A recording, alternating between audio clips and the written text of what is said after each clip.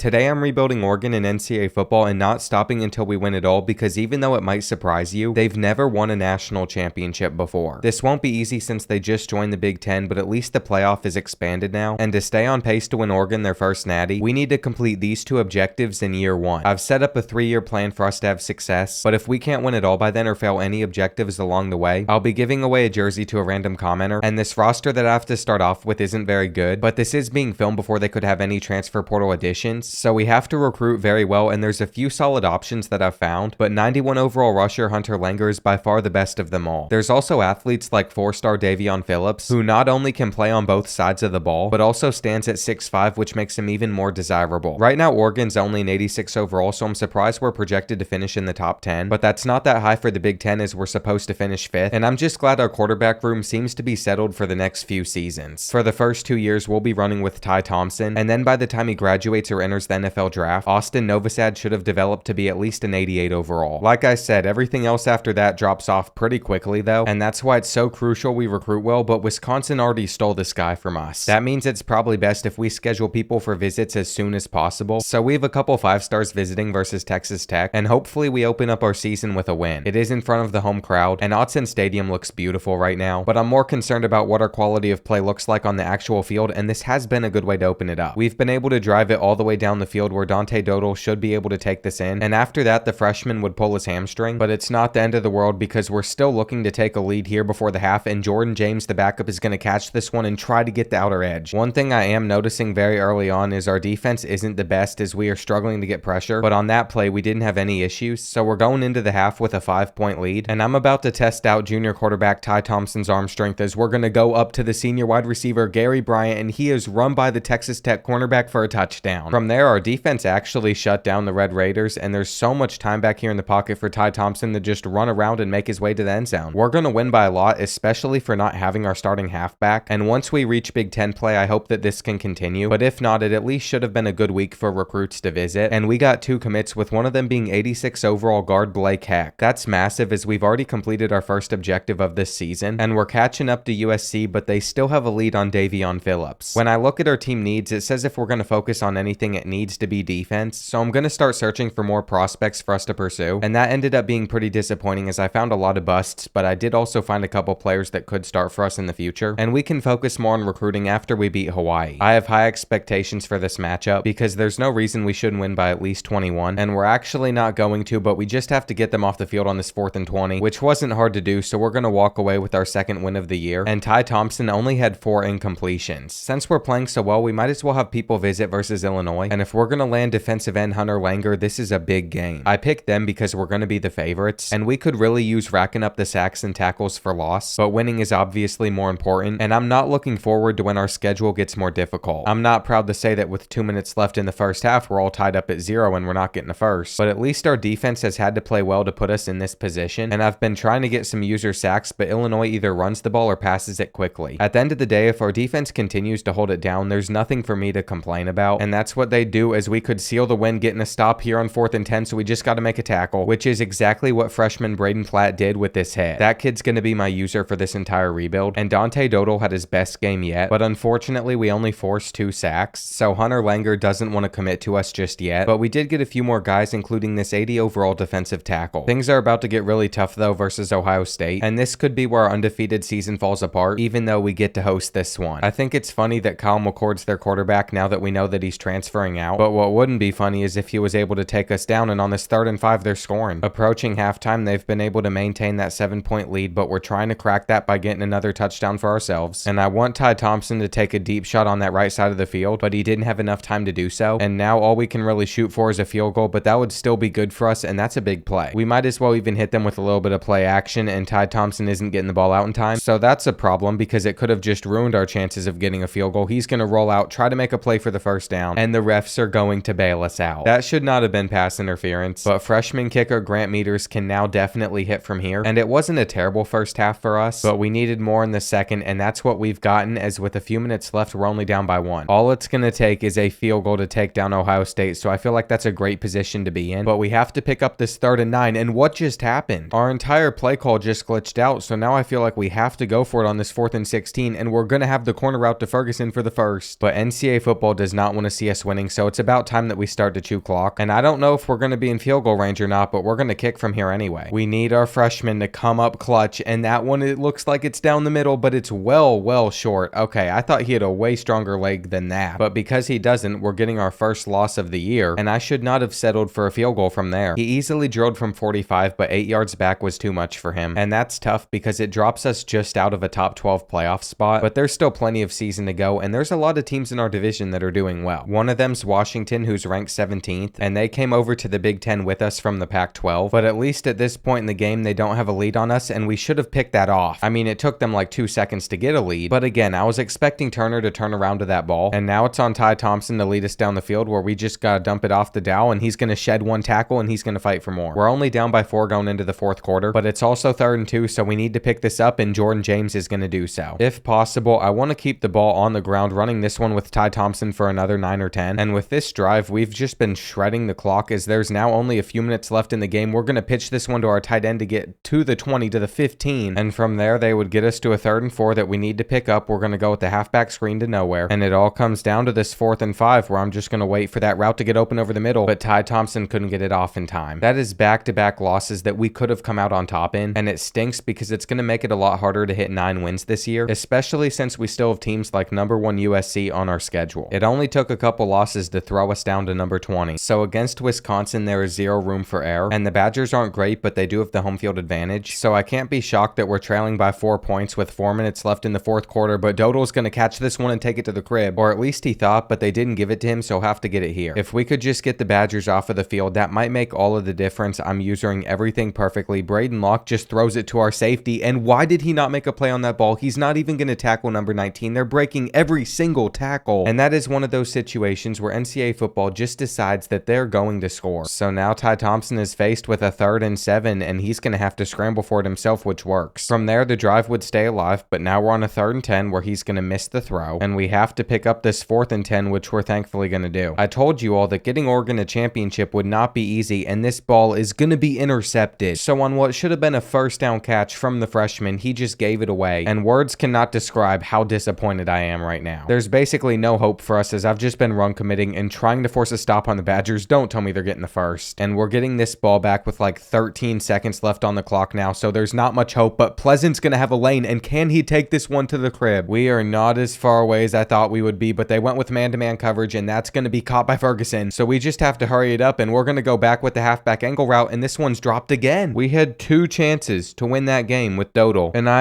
have no words right now. Oregon football is really going through it, and not even the sick jersey combos can save us versus USC. We're about to play the number 1 team in the country after losing back-to-back-to-back games, and not that we had a chance either way, but guess who decided to stay in college? Caleb Williams, of all people, and it is already looking ugly for us. On this 3rd and 6, he's going to throw for another tutty, and from that point, we would never get it closer than 10. If we're going to complete this other objective, we have to win the rest of our games and the bowl game, because we stand 0 chance at making the Big Ten championship, and at least our opponents on the rest of our schedule aren't that difficult, but I think it's time that we make a switch at quarterback, because even though Ty Thompson hasn't been bad, only turning it over once, I'm hoping the freshman can spark a higher level of play from this team. Austin Novosad's about to start in his first game, and let's hope that he shows he has good future potential. On his first drive, he's already led this team all the way down the field, and now he's going to roll out, and he has somebody in the back of the end zone, but the Minnesota DB was not letting him throw for a tutty, and because of that, things have stayed close throughout the entire first half, but he's going to find Bryant here, and after that pick, for a split second, I wanted to give up on the freshman, especially since he's missing some easy throws like that, but I have to remember he's young, he has a lot of work to do, and he's going to find Jurion Dickey here, who's going to spin that DB out, and he is fighting to get to the 6-yard line. Even with his red zone turnover, this would be the best offensive first half we've had all year, and he has to start hitting his target, because if he can do that consistently, I'd like to think that we would have a pretty scary offense. I'm going to give him one more chance down on the goal line for him to actually make the right throw, and it took him forever, but he finally hooked up with somebody. So we went up by 2 possessions, and from that point, we'd cruise to an easy win. Even with all of those missed passes, his stats look pretty solid, and near the end of the year, I just found a gym at linebacker with one of the hardest names I've ever had to pronounce. I'll only give it a shot if we're able to land him, and we're trusting Austin Novosad to get us to 9 wins, which means no mistakes and beating UCLA here at home in the snow. Of all the games you can play in NCAA football, these are always my favorite because it's beautiful, and his first drive in this one can't end with an interception like the Minnesota game, which it seems like it's not gonna, but I'd also like for us to get more than a field goal, and I don't see anything, so we're gonna roll roll out to this right side. I saw that other slant open late, and it stinks because now we're only getting 3. Down on the goal line this time, hopefully we're able to finish it off, but this man-to-man coverage is crazy, and I'm hoping that corner route's able to cook it. They went to zone this time, and that is going to still be intercepted. What a bad read from him. If it wasn't for our defense, this team would be so much worse, but they've got to hold UCLA to only a field goal on this drive, and that's what we're going to do. Going into the fourth quarter, it's a one-possession game, and if we're ever going to win a championship, it's probably best to let Austin develop right now. He's getting this first down, but he's got to finish this drive off, and on this play, he's going to just get it out in time over to Kyler Casper. Once we get to this point, we shouldn't even be forcing him to throw the ball, but our defense needs to get UCLA off of the field, and we're struggling to. I'm not even sure what to run. Dante Moore, who's also transferring out, has just been destroying us, but they missed the extra point, so not all hope is lost because we can win with a touchdown, and part of me really regrets making this quarterback switch, but I think it'll pay off in the future. To win this game, we still need to reach the end zone though, and I'm going to find freshman Jordan Anderson here, but time is ticking down fast, and I just realized we still have all 3 of our timeouts to use. That means we can try something stupid like a run, which is going to get in, and backup Jordan James is out there again, but he got it done, so I'm not even worried that Dante Dodal is out for the rest of the year, and let's seal our win with this extra point. Our hope of reaching 9 wins has stayed alive, and we can't let a team like Iowa beat us. Their offense is somehow a higher overall than their defense, but I don't think it's going to make a difference because Austin Novosad is going to come into this one slinging the rock. Approaching halftime, we've held the Hawkeyes to 0 points, and even though we haven't reached the end zone since that touchdown early on, we're about to do it again, so from there we'd run away from it because Cade McNamara has not been able to do a thing against us, and where is this guy throwing to? That was the easiest win we've had all year, and the Hawkeyes offense will always let you down. Now there's just 2 games left on the schedule, including our rivalry versus Oregon State, and we still haven't been able to secure commit from Davion Phillips or Hunter Langer, but all around we've been able to add a lot of guys, even if they're only going to be used as depth pieces, and it's time to finish this season strong, but we do have a slight problem. Jordan James broke his tailbone versus Iowa, so now we have to start our 3rd string running back freshman Dejon Riggs, and because of that, this matchup versus 2-8 Nebraska was a lot closer than I would have liked, and we're not finishing this off, which means even after we kick our field goal, they're still having a chance. They only have 10 seconds left, so they shouldn't be able to work their way down the field on us, but you never know. We're just going to make a tackle here, and they're still making it out of bounds, which means the clock isn't going to run out, and they're going to have a chance at getting a heave off, but they won't, and that was a pretty rough game from Austin Novosad. To finish around mid-table in the Big Ten, I think we bounced back pretty well, but we cannot lose the Civil War to Oregon State, and it's going to be tough since they get to host it. Here in the 3rd quarter, we are down 24-8, so that's not great, but we're about to score, and that should have been a touchdown, but it was a bad throw. Now we're going to go out to Bryant on the wide receiver screen, and let's just hope that the run is able to get us in. We're pitching it out to our 3rd string halfback, and he gets the first. This team should not be in this position right now, and I don't know why I just selected PAT attempt, because that means that we're still trailing by 2 possessions, but we just forced a 3 and out, and now we have to pick up this 3rd and 13 where we are going to hit it to Kyler Casper on the sidelines, and we're getting very close to reaching the end zone, which we're going to almost do here. Austin's pretty big, so he might as well sneak it in himself, and I've been trying to get a sack all day on DJ with his brother, but it's not been working out for us. I'd rather we just get them off the field on this 3rd and 2, but it's not happening, and they're probably going to try to run out the clock on us, so we need our defense to hold strong, and we have got to get out to their running back. Damian Martinez almost picked it up, but now it's 3rd and 2, and because we held strong there, not all hope is lost. 9 wins on the season is actually still possible, and I can't believe that I'm saying that right now, but even if he hasn't been the best, Austin Novosad's been a winner, so I'm fully expecting him to finish this job off against Oregon State, but that was a bad pass to complete in bounds, and now we're going to have to get some big gains. On 3rd and 14, it is man-to-man coverage, so we're going to go over to that left side of the field, and the only thing we can't do is take a sack with no timeouts, and I knew that our quarterback was going to clutch up for us in the end. We're also getting the 2-pointer, so even though it seemed like a long shot at one point, we have come back to beat our rivals on the road, and I'm very proud of our quarterback. That performance alone made Davion Phillips want to play for him, but not James Gibson, and I think our battle with Hunter Langer is going to go into the off-season. It was a climb, but we finally made it back into the top 25, and the Big Ten produced multiple undefeated schools who are going to face off in the conference championship, and Penn State wins. Miami's Henry Parrish Jr. ran away with the Heisman, and we made the Music City Bowl versus Arkansas, but we missed out on the playoffs where Florida destroyed Washington in the championship. I'm happy with how Austin Novosad played though, as he averaged almost twice as many yards per game as Ty Thompson, and with all the injuries, we had nobody dominate our rushing yards. Looking at season stats this year, I'm surprised we even won 8 games, but it's because we had a couple players on our defensive line hold it down, and winning our bowl versus Arkansas is incredibly important. If we're going to knock off the 9 wins in a season objective, we have to do it, and here in the 4th quarter, they're trying to hold us to just a field goal on this drive, which they're going to do because Kyler Kyler Casper couldn't hold on, but I accidentally hurried it up. So now I feel like we have no choice but to go for it, and on this 4th and 10, this is such a bad decision, but we're going to pick it up. I didn't want to waste one of our 3 timeouts because you never know in the future when you're going to need those. This is going to be a touchdown, and it is nice to have Jordan James back who held onto that ball. After our defense got a stop, we'd work it down the field and score a second time, and that would be too much for Arkansas to overcome. So we have won our bowl game, and we've completed both of our objectives in season 1. With how we finished the year, I'm really excited for this next season, especially since Jahill Florence is staying for his senior year, and that means that we only had 1 player get drafted. It might have been a rough season, but we're about to be even better because we just landed all 3 of those recruits, and I'm not sure what happened to Aiden Smith, but I don't care because we still had the number 3 class, and having freshman talent like Davion Phillips and Hunter Langer is a massive deal. I thought I wanted to play Davion on both sides of the ball, but he's a much better receiver than anything else, and I said if I got him to commit, I'd try to pronounce his name, so here is Slade Mastro Giovanni. That really wasn't that bad, and this kid has 88 hit power, so I'm pumped up for the future of Oregon football. And speaking of future, now it's time to see how our offseason training went, where I'm seeing bigger jumps than ever before, like +8 on Jarius Dickey, +7 on Tyler Turner, and +9 on Elijah Rushing. Austin Novosad even got within 5 overalls of Ty Thompson, and Dante Dodal got fully jumped by Jordan James. I don't know what season 2 has in store for us here at Oregon, but I do know it'll probably be difficult in the second best conference, and I'm hoping we can complete these 2 objectives, which include making the playoffs. As of right now, we're projected to finish 7th in the Big Ten and 20th in the entire country, but we're starting the season as a 93 overall, so I personally think we'll do even better. We're opening up our season versus Oklahoma State, and my expectations for Austin Novosad this year are much higher than they were last season, but Jordan James isn't holding on to that ball, and our first drive has to end with a field goal. Fortunately, I don't think it's the end of the world because we have such a good defense. We've held Oklahoma State to only 7 points in the 3rd, and once our offense actually started finishing off drives, it is game over for them. To stay in it, they have to pick up this 4th and 11, and they have a slant over the middle where they're going to get it, but even though that'd lead to a touchdown, they have to get this onside kick, and they're not able to. So we're gonna win our season opener, and Austin Novosad had a pretty solid game. As for recruiting, we're trailing on a lot of the prospects that I want to target, but I have to mention Jake Elmo because this dude was a +22 gym. I know our defensive line's already really good, but I would love to have somebody like him as well, and we're headed on the road to play a higher ranked team. Boise State has a chance to take us down because they're hosting us on their blue field, and that's why I'm thrilled that we got off to such a good start, putting up 28 on their 9. Obviously, we couldn't do that without our offense, but some credit also has to go to our defense because they continue to stop the Broncos, and I know they're a smaller school, but this is an out-of-conference win that's going to look really good on a resume. Austin Novosad's about to throw for his 5th touchdown, which makes this performance even better, and so far his sophomore year is going extremely well. I couldn't believe he was able to put up a stat line like this, but it still wasn't enough to win Player of the Week, and we also didn't climb very high in the polls. To do that, we have to keep on winning, but Rutgers has the number 4 offense and the best defense in the country, so this one might not be as easy as I thought it would be. I'm sure that comes from a small sample size, but they could also be very good, and that's why it's crucial that we start this one out with a touchdown where we're going over to Kyler Casper. Gavin Wimset's had a lot of time to develop on this roster, which is why Rutgers is so good, but at least we held them to a field goal on their first drive, and then went down the field where we're about to score a touchdown, but those zone coverages just locked up and we've lost the football. They're getting on top of it. So we're very fortunate that our defense got a pick 6, and by halftime we're going up 21-3. I mean, Rutgers can try and make a comeback later in the game, but we're going to knock that down, and the freshman gets the 4th down stop for us, so we're improving to 3-0 this season, and again, Austin Novosad wins Player of the Game. All of the easy fun ends shortly though, because we're about to play 2 teams that are good on paper, and by the time we've gotten to that week, this is a top 10 matchup. As of right now, we're tied for first place in our division in the Big Ten, but we've been locked out from 2 of the recruits that I really wanted to land, and the only commit we have so far is a kicker. He's not even going to play there for us as we're going to end up transitioning him to a punter, and I think we should schedule everybody for a visit against Wisconsin, but before then, we have some tough matchups to play. Going into this, the Buckeyes defense is number 1 in the country, and that's pretty intimidating, especially since they get to host this year, so I went into this one expecting points to be hard to come by. We need to get Ohio State off the field though. They already have a 7-point lead on us, and that might be enough for them. I was afraid they were about to reach field goal range, but it turns out they haven't, and on this 4th and 7, we just got to clamp up. We need to make this tackle in time, and are you kidding me? We have done nothing offensively, so we can't go down 14-0, and on this 3rd and 5, Devin Brown's going to try to hit the halfback screen, but we are going to intercept it with Layla. I don't even know how to say his name, but I know he was a freshman when I started this dynasty. We have moved him to free safety. and I think he's going to be able to take this one all the way across the field. So this turnover changes everything. He came into Oregon as a 4-star recruit, and I am so proud of him, but we have got to finish this drive off, and come on. Phillips is too good as a wide receiver to create no separation here, but we're going to end the first half getting a fullback dive into the end zone, and the Buckeyes are trying to respond back, but hopefully we're able to hold them to just a field goal here, and there's no way they're picking that up. We should have had another interception, and it would make a huge difference for us, but if we could just take care of things offensively, it's not going to matter, and we hit Jordan James in the flat, but he ran backwards. This has been a very frustrating game for our offense. I'm hoping we're able to pin them back with this punt though, and it bounces right inside the 5, so that should make things difficult on Ohio State as we're getting them off the field. With the rain coming down the way it has though, there have been a lot of drops, and we aren't getting this third down either, so going into the 4th, we have to be aggressive, and Austin Novosad just has to make the right read where his halfbacks open up the middle and he catches it. If we could just finish this drive off with a touchdown, we'd be alright, because I trust our defense versus the Buckeyes, and off of the option, we're going to pitch this one over to Phillips, but the freshman got stopped, and I do not want to settle for 3 in this position, so we need Jordan James to reach the end zone, which he does. The issue is Ohio State's been driving down the field pretty well ever since that moment, so even though Devin Brown's out for the quarter with turf toe, we're letting their 65 overall quarterback destroy us, and our defense has got to lock up. We cannot lose to Ohio State with these conditions. They're literally playing a third stringer right now, and here on 3rd and 10, he's just going to throw it to our flat. That is intercepted. We're going to beat the Buckeyes, I think, and we needed that so bad. We have Jordan James taking this handoff. He's going to find his way to the first down marker. That is it, and what a result for Oregon. It might have come versus their third stringer, but I'm not complaining because our defense played a fantastic game, and we're starting to climb back up in the polls again, while Washington dropped another one, falling to 20, and that means we can't struggle versus them on the road, but we all know that this won't be an easy game. That's why it is so critical that we're about to open it up with the touchdown. Austin Novosad just avoided 2 sacks, but he still couldn't get out of there, and now we're going to throw it up to the 6'5 freshman, but that didn't work either, so we have to get this 3rd and goal, and we're able to. To be honest, I thought we were going to struggle in this game, but ever since then, we have just dominated, and our tight end is going to put us up 31-0 to end the half, where our defense has made Dylan Morris look terrible, and we're getting another stop. You know Washington's given up when they're kicking a field goal here, and this team's taken a huge leap forward from last season because we're definitely a playoff team. We just have to make sure that we continue to handle business, and that's another good performance from Austin Novosad. However, even though things are going super well on the field, off the field, we're getting shredded in recruiting as we just lost these 2 commits, and we got locked out of Christian Wilson. We didn't need many players in this class, but I'm not proud to admit we've struggled to get any, and I feel like I have to start searching for more talent because this could be my worst recruiting class I've had in a long time. We need visit week to make things better, but before we play that game, a word from today's video sponsor, Prize Picks. With the playoffs coming up soon, this is a great time to get the app, and you can play in over 30 states, so there's a good chance yours is eligible. Anyway, you're probably wondering what Prize Picks is, and on there you simply pick higher or lower on 2 to 6 players projections, and you can win up to 25 times the money if you're right, but I also like attempting smaller entries like these, and if you want some free cash to start out with on Prize Picks, code BOARD or the first link in my description will double your initial deposit up to $100. Now it's time to play the Badgers, and going into this, Wisconsin's 4-3, so we shouldn't struggle against them too much, and that's why I'm stunned. With 2 minutes left in the first half, we're trailing by 21, but Jurion Dickey, number 99, is going to reach the end zone, and I've been wondering why he is such a weird number for a wide receiver, but at least our defense is starting to step things up, and after ending the first half with a touchdown, we're going to start the second half with another, so it took us no time to make it 21-21, and Wisconsin has choked, but that's only for the time being. Last year we lost to them because Jordan James couldn't catch the football, and he's able to shed a tackle here plus fight for the first down, so you can tell that he's trying his hardest to redeem himself, and our undefeated season cannot end now, so we're going to keep going back to him. I trust that he'll be able to bulldoze his way into the end zone, and if not, we're going to keep it on the read option, but Wisconsin was ready for it. We've got a big 3rd and goal going into the 4th quarter, and halfback screens have been money for us in this video, but on this one, they're all over it. I honestly don't know if we should go for this or kick our field goal, but I didn't like the look that they were giving us, so we're going to take a delay of game and get it within 4. The issue we're running into now is our defense is struggling to get the Badgers off the field, and we've had to start burning timeouts, so we have to hope for the best on 3rd and 7, but they went with the pass instead of the run, and we have everything boxed up except that receiver. However, our players are celebrating, so that means that for whatever reason, they did not mark that as a catch, and I'm very thankful that the refs are on our side today. We're going to be able to go down the field and win with a touchdown, and Austin Novosad simply needs to find the open space in the defense where he hooks up with Casper. This seems like it's the start of a good drive. We've had success so far, and he keeps going back to Kyler for big gains, but we have to be careful that we don't score too quick, so I've been running down the clock, and that makes this a 3rd and 12 where they have the proper defense out there, but we're still fitting it into that window. Just like last year versus the Badgers, this one is coming down to the wire. Casper's going to get get to the 1, so we have to take a timeout. And since we have another one remaining, I'm gonna let Jordan James go to work. What'll really make a difference is this 2-point conversion though, and nobody's on our halfback. He's wide open, where he actually held onto the ball this year. So he's redeemed himself as we're gonna take down the Badgers. And this team is so much better than I ever expected it to be. With that visit week, the only player we were able to land is Stephen Parks, but I'm not too worried about it because at least we now have a lead on cornerback Gabe Blakeney, and there's still a ton of undefeated teams left in the country, so we've got to keep up our high level of play versus USC, and surprisingly, right now they're 4-4. Austin Novosad still hasn't lost a game as a starter, but he's definitely cut a lot of them close, as here at the end of the third quarter it's 17-all, and the Trojans have matched up well with us, but I'm still confident that we're going to be able to get this win, and I see Davion Phillips finding some open space in the end zone. We need to get USC off the field, but if we can, we're going to be sitting pretty, and on 4th and 4, it looks like they're going with the pass. Malachi Nelson had plenty of time back there, but we were all over it. He missed his target, and he's going to regret that because we should be able to run out the rest of the clock, but we're going to have to pick up this first down, and Jordan James is going to break a tackle while getting it there. Now that we're nearing field goal range, even if they stop us, we're going to be up 2 possessions, so we're just going to go for a couple of extra yards with this halfback dive to Dodal, and let's hope that sophomore Grant Meters has the leg for this kick, which he definitely does. USC is trying their hardest to come back, but there's almost no time left, and we're going to get the interception, so that is another win in the win column, and Austin Novosad remains undefeated. Over the next few weeks, things should get easier, but then they get much more difficult again, and Jordan James is out with a dislocated elbow for 8 weeks, so we're forced to go back to starting Dante Dodell, and we're back at home for another matchup, but I'm sick of playing in the dumping rain. The good news is it hasn't seemed to affect our offense too much, as we're going to go to the 6'5" freshman here, and there's no way that they're going to keep up with him in man-to-man coverage, so we already have 21 points, and we're trying to have 35 by the half, but we have to pick up this 4th and 10, and we don't. Minnesota's defense finally stopped us, but besides that one drive, they've been struggling immensely, and Austin Novosad loves that as he's just racking up the touchdowns. With our pass rush, we've been destroying the Gophers all day. They barely have time back there, and just like against Washington, you can tell when they're giving up when they're settling for 3. This win's gonna make us 8-0, and Austin Novosad had 5 total touchdowns, but he's still nowhere to be seen in the Heisman race, and I think he deserves to be there since he's never lost as a starter. For us to lose our spot in the Big Ten championship, we'd have to lose 2 conference games, and with our next opponent being UCLA, I don't see that happening because they've struggled a lot this year, sitting at 2-7. However, what you're going to notice is even though we're up 14-0, we have Ty Thompson in at quarterback instead, and that's because Austin Novosad strained his pectoral and he's out for 2 weeks. It hasn't been an issue today as Ty Thompson hasn't had an incompletion, but there's always a chance that going forward it could be, and with him at quarterback, I can't believe how much we beat UCLA by. It also means we might not have an award finalist because Austin Novosad's out for a bit, but then I saw that we had multiple players on our defense in the running for the Lombardi, and since we beat Wisconsin head-to-head, we've already clinched a spot in the Big Ten championship. That's only because Nebraska's fallen off in the last 2 weeks, and last year Iowa didn't score a single point on us, so I'm not very concerned about them going into this game. All it takes is us getting into the end zone once, and we should have a lead for the rest of it, but I always give them credit for their defense being pretty solid because it is, and we're trying our best to win with a backup halfback and quarterback. I think it's funny that's what they are now after they started as our starters last season, and Iowa did move it down the field on us, but they're only getting a field goal out of this drive. However, with a few minutes left in the 4th, I'm shocked at the score because we're all tied up at 20 and we miss a lot of players. Injuries are starting to deplete our team as Dante Dodal's also hurt, and we have to get into the end zone on this 3rd and 9 where Ty Thompson's going to try to roll around and make a play, but he's not making it there. It's so unfortunate that we're going through this right now, but we simply have to hope that our defense can clutch up in the end, and on this 3rd and 3, Iowa's going with the pass. I see the drag open and we had nobody on that part of the field. We cannot lose to the Hawkeyes as that would be an embarrassment for this team, but they're hitting us with a flag for a late hit on the QB, and to be completely fair, it's kind of valid. I don't appreciate that they're about to take a lead on us though. We've got to stop them, and Caleb Johnson was marked short, but they're going to pick up this first down and he's reaching the end zone. This cannot be when our season collapses. We are not going to lose to the Hawkeyes. Kyler Casper's getting out of there. That was a sick juke move, and we need Ty Thompson to clutch up. He's going to have his halfback angle route to the 3rd stringer. Palmer holds onto the football, and we only need about 15 more yards where their man coverage is not going to stick with Davion Phillips. That is enough for us to get the win over the Hawkeyes, and Ty Thompson was pretty clutch there at the end, but he's not going to start next week because Austin Novosad's back, and even though he's a worse overall, we've been focused on developing him for our future. What's crazy is it might not even matter because we could probably win it all this year, so even though recruiting hasn't gone the best, I'm not too worried about it anymore because we're going to shoot for winning it all, and if we're not able to, we still have season 3 where we're going to be set up really well. The only thing that could really hold us back is if we continue to struggle with injuries, and now that we're under our 3rd string running back, we're not running the ball that much. It's because Dejon Riggs is only a 77 overall, and we're better off when we move the ball through the air, but Nebraska stayed in it as we're only up by 7, and our best cornerback has to catch this pick. Now there's still a chance that we're not able to get them off the field, as on 4th and 7 they're going to pick it up. And since Nebraska knows that all we're doing is passing, they've had a pretty easy time when it comes to stopping us, which is why I'm worried that this team might not be as good as we need it to be to win the playoffs. But hopefully by then Jordan James will be back from injury, and we'll see how we do next week versus our undefeated rivals Oregon State, and then in the Big Ten championship. Nebraska has 4 more first downs than us today, which is embarrassing. And now that we've gotten it down to this part of the field, I was hoping that we could run out the rest of the clock, but that might not happen. It was hard enough to pick up that 3rd and 12 where Nebraska was all over it, and I'm surprised that they're not calling any timeouts, but I'm not complaining. We're going to be able to take it down to about 20 seconds left, and I don't even think we need to pick up this first down because we're just going to let the rest of the time tick off the clock as we hit the game winner. It's been a hard-fought 11 wins, but we're still undefeated, and Austin Novosad is back at QB. Last season, he helped us take down Oregon State, but this year it could be a little harder because both of our teams are undefeated going into this matchup. I cannot believe the Beavers have been this good, but their defense is locking up, and Austin Novosad is somehow able to run for the first himself, which surprised me because he's not that quick, and on this 3rd and 3, we're going to our tight end. Unfortunately, he couldn't hold on to the ball, but when you're playing against your rivals, you have got to have balls of steel, so we're going to pick up this 4th and 3. A lot of emphasis is being focused on this first drive because we want to get off to a great start, and we're just going to wait for Davion Phillips to get open over the middle in the back of the end zone, but they knocked it down. 3rd and goal now. We have got to get some points here, but nobody's open, and this could be a very long game for our offense. That means our defense has to continue to step up against the Beavers, and on 3rd and 8, they're going with another halfback draw, which they've done this entire drive, but this one's going to work out for them, and you cannot tell me that that is going to go all the way to the house. What on earth? They are playing us very well, which is making it extremely difficult, but if we're going to be a championship team, we have to be able to step up in moments like this, and it stinks not having a great halfback here that we can consistently rely on. I think if we were fully healthy, things would be much different for us. They're about to go up again though, and it is time for the drive of the century. We just got to get points before the half, but that's not happening. Instead, we're fumbling it away, and what a terrible ending to the first half this is going to be for us. The only way to kind of salvage it is holding them to a field goal, and on 3rd and goal, they're trying to go for verticals, but we were ready for it. I'm proud that our defense was able to step up there, but it stinks that we're going to be down 17-10, and we need to have a much better second half. Without being able to run though, we are forced to pass, and we might as well try to go deep to Davion Phillips. I saw that he burnt number 24, and he's going to get caught by 46, but I don't care because we're moving the ball and we're slinging it to the end zone here. Unfortunately, he wasn't able to get a foot down, but all is good because if this is cover 3, we're going to attack the seam and find him again. With about 4.5 minutes left in the 4th quarter, we're actually up by 1 because Oregon State missed an extra point after scoring a touchdown, so the pressure's on them to get a stop on us, but we're going to continue to sling it because Jerion Dickey is burning that cornerback. Ideally, I'd love to score a touchdown and get the 2-point conversion so we're able to go up by 2 possessions, but we have got to pick up this 3rd and 2, and they have nobody over there on Phillips who's going to reach the end zone. Now for the 2-point conversion where we faked him out with the play action, and then we went to Anderson, and I'm surprised that he was able to keep both his feet in bounds because for a second I thought we were going to get called for illegal touching. There's not much that Oregon State can do from this point. They're going to have to pick up a 3rd and 24, and they just threw it up a 50-50 ball, and they're so trapped that they are punting it on 4th and 24 down by 2 possessions, which is pretty much just giving up and letting us win. We outplayed them today, so we deserve this, but for a long time it was a lot closer than it should have been, and come on Austin. He's got to hit that throw, but he should get the sneak, and we're going to take down our rivals in the snow, which means we finished the regular season undefeated, and it's time to see if we had any award finalists. It looks like Austin Novosad's down there at 10 for the Maxwell, while defensive tackle Ben Roberts is 2nd for the Bednarik, and center Janoris Wilson is 4th for the Remington. We even have both Elijah Rushing and Ben Roberts again for the Lombardi, and cornerback Cole Martin for the Thorpe, so we've definitely completed the challenge of having an award finalist, and we should be a playoff lock since we're going into conference championship week as the number 2 team, where we're facing off against the Nittany Lions, who are also 12-0. They have a Heisman finalist with their quarterback Drew Aller, and this will probably be the hardest game we've played in this rebuild. The Nittany Lions have the number 1 offense in the country, so our defense is going to have to step it up, because if they don't, this could get ugly quick, and we actually have an opportunity to force a 3-and-out where Katron Allen's going to pick up the first down. Penn State's one of the few teams that still runs a hurry-up offense on NCAA football, and let me tell you, it is definitely a pain to stop, but now that we've gotten them to a 3rd and 14, I'm feeling pretty good about this, and they hit us with the halfback screen, but we should be able to make a tackle. Stopping them's a big deal, but only if we take advantage of it, and that is going to be intercepted by Washington II. He read that perfectly. Don't tell me he's taking this to the house as well. Come on, boys. That might have been one of my worst reads ever, but we're going to act like it didn't happen. And of course, Drew Aller just threw for a touchdown. Austin Novosad's gotten his pregame jitters out now, though. He's going to be able to start slinging it to Davion Phillips, and both of our running backs are still out with dislocated elbows, so we're going to have to pass it a ton, but Penn State's bringing in the pressure. Right now, we have a very one-dimensional offense, which makes us easier to stop, but we're finding Anderson. And with that catch from the sophomore, we've moved the chains, but we need Davion Phillips to get open here, and he's struggling to. These Penn State DBs are no joke, but we're still going to find a way to reach the end zone. And approaching halftime, we actually have a 4-point lead on the Nittany Lions, and we're trying to extend it. But after taking that sack, it's probably best if we just take this one to the half, unless going deep works out, and Kyler Casper has run right by number 10, who's going to the house. That is a picture-perfect way to end the first half, and we have to continue this level of play. But ever since that interception, Austin Novosad's been a different breed, and he's throwing for another big gain. We're about to go up 28-10 on the Nittany Lions, and they'd score immediately, plus getting us into a 3rd and 19 situation, but Ty Thompson's going to help us pick it up, and that's because Austin Novosad got injured getting sacked. We have 2 quarterbacks that I can trust to get it done when we need them to, and Florida State wishes they could say the same, because if they could, they'd be in the playoffs right now, but instead they're not, and this is a great play from Riggs, our 3rd-string halfback. Seeing that name makes me think of Tim Riggins from Friday Night Lights, if you all have ever seen that show, and if you haven't, I'd highly recommend it. We're about to punch it in for another touchdown, and Drew Aller just sprained his ACL, so that's the 2nd time this season we've gotten lucky that a backup's in when they need a comeback, and because that's the case, I am not worried at all. If he dots us up, we don't deserve to win this game. And we've gotten Penn State to a 4th and 1 where the man alignment was messed up, so I wasn't able to keep up with 16. There's only 4 minutes left, so it's still going to be very hard for them to come back, and we've got to grab that ball. But because we didn't, it seems like this drive could end in a touchdown, and on 3rd and goal, they're going with the pass where I'm going to make sure I stay on Katron Allen, so I took away the backup quarterback's main read, and they're still going to score. We better not be collapsing, and we're going to recover the onside kick, thankfully. So even though we're most likely going to struggle to run out the rest of the clock, our 3rd stringer gets the first. And if we're able to take down the number 1 team in the country, that means that we can beat anybody. I didn't expect for us to win the Big Ten championship so quickly, but our fans are super happy about it. And it's all because of Austin Novosad, who wouldn't even be the starter right now if I didn't give him a chance. He might not have been in the Heisman race, but I think he deserved it because he carried this team, especially since for the 2nd year in a row we couldn't run the ball. And these are some of the worst stats I've ever seen for an undefeated team. Defensively, though, our front 3 generated a ton of sacks, and that's why Ben Roberts won the Lombardi, while we made our way into the college football playoffs as the 1 seed, which means once again we completed all of our season objectives. But I'm not thrilled because if Oregon State wins, we're gonna have to face our rivals again in the quarterfinals, and that wouldn't be easy. Thankfully, even though they'd come close, they're not gonna beat Texas A&M, but I probably should have been careful about what I wished for, because on paper the Aggies are just as good as us. 2 of their 3 losses came early on in the year, and then they lost to number 2 Oklahoma, so I'm sure that they'll play us really well, and we're gonna need to get off to a good start in this one. I am happy to announce after not having him for like half the year, Jordan James is back, so that makes me feel a lot better about the probability of us having a deep playoff run, and since the Aggies don't know if we're running or passing the ball, we're moving it a lot better. As for our defense, we just have to continue to lock in, and they're trying to pick up this long 3rd down, but Jordan Anthony wasn't reaching the marker, and we'd score another touchdown after that, so it's been pretty simple for us so far. They're not picking this up either, and we couldn't have asked for a better first quarter. A punt return would really make things bad on Texas A&M's part. I'm hopefully going to be able to hit a back juke with Pleasant and then go to this side of the field. I know he's quick, and we are going to get a couple of good blocks to the 35, but he wasn't able to do it himself, so we're going to have to reach the end zone with our offense, and right now we are firing away on all cylinders as we continue to destroy them. It took Texas A&M a quarter and a half to even reach our side of the field, and when they did, we're simply going to hold them to a field goal, so everything's going exactly how we want it to, and if we could end the first half the right way, they'd be in a ton of trouble, but they've gotten us to a 3rd and 15 where they're going with man-to-man coverage, and I hope that Phillips is able to come down with this ball, but I guess the freshman isn't ready to make big plays like that. I don't even want to think of the possibility that we're letting the Aggies get right back into it, but after having such a large lead, it feels that way if they're able to reach the end zone, and on 2nd and goal, they're going with another pass, but they're not able to get it out. Ben Roberts came up big time for us, forcing the sack. Now it is 3rd and goal, and don't tell me they're going to pick this up, because Cole Martin made a great play, and our defense makes me so happy. They're even tempting us to try and burn them over the top, which we might as well attempt to do, but it is underthrown, and we should just take it to the half up 15 and be satisfied with that, but I want even more points, and that is not going to happen. It's all good though, because again, we have a 15-point lead, but the Aggies have come out driving the ball down the field on us, and they finally reached the end zone. That's why we need to start having some big plays with our offense. I put Davion Phillips on a streak, but he didn't get open. We are going to avoid the sack with Austin though, and I think we can throw this up to our tight end. I'm expecting him to come down with this football. He mosses number 16, and those are the plays that I'm looking for, where we're able to assert our dominance and then take it to the house. Texas A&M needs to respond back, but they're not going to, and man, our defense has been tough. I knew that front 3 was going to be scary and win us a ton of games, but I never imagined that we would be the favorites to win the national championship so soon into the rebuild, and with one more touchdown, we can pretty much seal our win, which we're getting. What a performance from your Oregon Ducks, especially Austin Novosad, and now we await our semifinal final matchup. Alabama's a 97 overall, so they're very scary, and they're losing by 3 points with a minute left. They're probably not going to get into the end zone on this 3rd and goal, so they're going to have to settle for 3, and I'm not sure why they're leaving about 42 seconds on the clock. They're lucky that it would go to overtime, where they've just been trading touchdowns back and forth. And don't ask me why Drake May is still in college. I guess the NIL money was that good, but I don't want to play against the senior version of him or Amari and Hampton. But if they reach the end zone, they're going to probably tie it up, because they only need a couple yards to get this 2-point conversion, and they're not going to do it. Nick Saban has eliminated Drake May, and I'm not sure if I should be excited or not, because Jalen Milroe just went off. Attempting to stop him isn't going to be a good time either, and their only losses have come on the road at Texas and against Georgia. I don't know what we're about to get ourselves into, but we've got to hope for the best against the number 2 offense, and it seems like it's going to be a rainy game. It's taking place in Florida though, so it might stop in 5 minutes, and Austin Novosad's gotten the ball first, where he's just going to look over in Davian Phillips' direction. Even though he's only a freshman and been playing out of the slot, he's gotten by far the most targets, and we need to get the Crimson Tide off of the field on this 3rd and 3, but instead Haynes is going to take the handoff, and oh, are you kidding me? Why did I just freeze when I clicked on? Well, now it's tied up at 7, and if it needs to be a high-scoring game, we can keep up with the Crimson Tide because our offense is elite. Having Jordan James back really makes all the difference, as he's a great piece, and on 3rd and 16, we can hold the Crimson Tide to a field goal, so I'm very glad that we did. They've been tough to stop, but this could make all the difference, so I don't like that they've gotten us to a 3rd and 17, but there's not much that we can do about it, and there's no way we pick that up. It's been a while since Austin Novosad last threw an interception, but it's not the end of the world, because we've gotten them to a 3rd and 10 where they just ran it. By the time there's about 30 seconds left in the half, we're still up by 4, and we need to make a play with Novosad here. He is rolled out, and he's going to find Casper on the sideline, so the drive to end the 2nd quarter stays alive, and that's another 15. It's not even halftime yet, and he's already thrown for almost 300 total yards, and that pass will do it. It was simply an offensive first half for us, and our defense needs to clamp up on this 3rd down, which they do. So for the 2nd time today, Alabama gets held to a field goal, and this is a pretty massive 3rd and 5, where I see that Jordan James is open in the flat, so we're going to take that. Him coming back has made such a big difference for us, as now we're able to run the ball whenever we want to, and because they have to respect it, now we're able to pass, where we're going to try to go over the top to our tight end, but it's intercepted instead by Caleb Downs. 2 interceptions in one game is uncharacteristic for Austin, but our defense gets another 3rd down stop. And here in the 4th quarter, it's probably best if we just keep it on the ground instead of passing it. We can chew clock at the same time, since we're about to take a 2-possession lead, and I'd love if Jordan James picked up this 3rd and 4, but if he didn't, it wouldn't have been the end of the world. Sooner or later, Alabama's going to have to start burning through some timeouts, as there's only a few minutes left now, and we have managed this the exact way that we needed to. I was worried we weren't going to beat Alabama, but we've actually played a very good game, and a lot of it goes back to how good of a first half our offense had, because here in the 3rd and 4th quarters, we struggled a bit. The Crimson Tide are trying to make a comeback, of course, but they're going to have to recover an onside kick, so even though they'd eventually score, I'm not too worried about it, and Casper seals us the game. We are moving on to the national championship, and Jordan James deserved to win player of the game, because he made all of the difference for us, and our opponent is either Kansas State or Oklahoma. I think we all know which of the two I'd rather face, but the 11 seed would lose by 3 points, and we're just going to have to hope for the best in the championship. One thing I really like to see is the Sooners' best halfback, Gavin Sawchuk, is out with an injury, so that should make their offense a little easier to stop, and I will take all of the help that we can get. On our first drive, they've gotten us to a 3rd and 4, where we're going to hit them with the halfback screen, but they were all over it from the jump, and this is a very aggressive play call early on, but we're going for it on 4th and 8, where we have Dickey open, and Austin Novosad might have saw it a second too late, but it's okay because he still found him, and now we're going to the 5. Oklahoma's defense is going to need to come up clutch, but they're not able to, as Jurian Dickey is able to find the end zone for 6, and Jackson Arnold is always a pain to play against, but we're sacking him. That actually took the Sooners out of field goal range, so they're punting it back to us, and later on we might look back on that as the play of the game, because it could make all of the difference. Instead of Oklahoma scoring points, they weren't able to get any, and we're about to get even more, so with that school record, we're up 14-0, and now the refs are challenging it and trying to take it away. As far as I'm concerned, that was obviously a catch, so the play is going to stand, keeping it 14-0, and by halftime, we'd still be up 11 points on the Sooners. The issue is they'd get ball though, so they're about to score again, which gets it within a possession, and we need to lock up by shooting up that gap, which we did. This 3rd and goal could make a massive difference, and somebody's out there to make a tackle, so I'm very thankful I was able to recruit that linebacker, because Mastro Giovanni just clutched up. We can't afford to not score here though, so we need to pick up at least half of this on this 2nd down, and Austin Novosad did it all by himself, and believe it or not, we've kept this entire drive alive by using his legs, and he is not a fast quarterback. He's got like 68 speed, but I think his 91 acceleration makes all of the difference. Now we're getting another 10 or 15, and what an ending to the 3rd quarter. Reaching the end zone would be a big deal, and they have sent a blitz at us. I just got to throw it away, but Oklahoma's getting hit with a flag where they were called for pass interference, and now we have another 1st down inside inside the 10, and that's almost caught. That needs to be held on to, but I'm going to show the freshman I still trust him by going back in his direction. And now it is 3rd and 10, so we have to get this, and we are going to Dickey. What a game this has been. We've taken care of business when we need to. We almost got that pick on Javonte Barnes, but instead he gets the first down. And I'm ready for it if they hit us with it again, but instead they're going to go deep, and that's going to be a touchdown. They're not willing to go away, and I don't blame them as they're getting the 2-pointer, but they're also kicking it off deep to us, so they might never see the ball again, because with a few first downs it's over, and Jordan James gets a couple. They're trusting their defense to make a play, but instead I've hit them with the play action. I know they were shooting for the run, and we're going to go over the top to Kyler Casper. That should seal it for us, and that couldn't have been executed better. I'm so glad that worked, because if it didn't, I would have felt like an idiot. This has got to be intercepted though, and are you kidding? They didn't rule it as a catch because he couldn't get a foot in, but that was an amazing one. And we only have to be careful because Oklahoma still has all 3 of their timeouts remaining, so it isn't over yet. I'm just waiting for them to use one to stop the clock, and on this 2nd down, they're going deep to Davis for the tutty. So they still have all 3, and with the onside kick, we're thankfully going to recover it and then just go down. But we have to pick up one first, and they know the run is coming, which makes it harder to do. I trust Jordan James to make it there. He's going to have to cut back on this one, and that's going to get it to about a yard away. But now we're going to put it in the freshman's hands on the jet sweep, and at 6'5", he was not getting stopped. Your Oregon Ducks are the national champions now, and I can't believe that this is the first one in school history. I'll admit, I thought it was going to take longer than 2 years, but we completed all of our objectives along the way, and I'm stunned that Novosad and Dickey wanted to stay for another year, but now I feel like I have to sim to see what happens. The incoming class isn't the best, as it was ranked 67th in the country, but the team just continued to improve throughout the offseason, and that meant that it was a 99 overall across the board. Novosad's also in the preseason Heisman watch, and I'm just going to sim to the end of the season. Just like last year, us and Penn State went undefeated, and we're playing in the conference championship where we won by 7. Novosad didn't finish in the Heisman race though, and that's a surprise since he's played pretty well. For the first time, we've successfully run the ball, and Jerion Dickey went crazy. Our defensive line didn't though, and this is what the playoff picture looks like. In our semifinal matchup versus Notre Dame, we're going to go out and win by 5, so once again we have to play Penn State, and beating them a second time isn't going to be easy, but we just destroyed them. Our championship opponent ended up being Texas, and this would cap off an amazing career for Austin Novosad where he won by 21. Of all of the rebuilds I've done, I think we just built one of the best teams yet, but a lot of players stayed instead of declaring for the draft, so there technically wasn't as much NFL talent on this list as there should have been. Anyway, that wraps up this rebuild, and if you want to see some of my other ones, I'd highly recommend checking out the playlist.